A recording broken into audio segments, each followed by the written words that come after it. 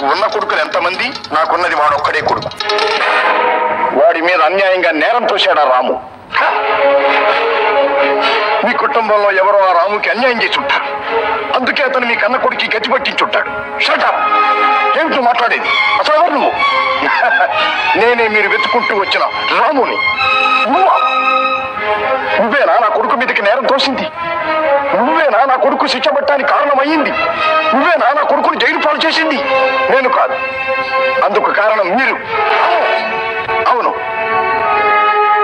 ఒకప్పుడు మీరు చేసిన పాపం, ఒక మనిషికి చేసిన ద్రోహం, ఒక అమాయకురాలికి చేసిన అన్యాయం, అన్నిటికీ ప్రతిఫలంగానే నీ కొడుకు ఇప్పుడు ఈ శిక్ష అనుభవిస్తున్నాడు. ఏమిటి నువ్వు మాట్లాడేది? ఎవరు నువ్వు? ఎవరు నువ్వు? నేనా? ఎన్నో ఏళ్ల క్రితం నువ్వు మోసం చేసి వదిలేసి వెళ్ళిన రాధమ్మ కొడుకుని, ఈ రక్తాన్నే పంచుకు పుట్టిన రాముని.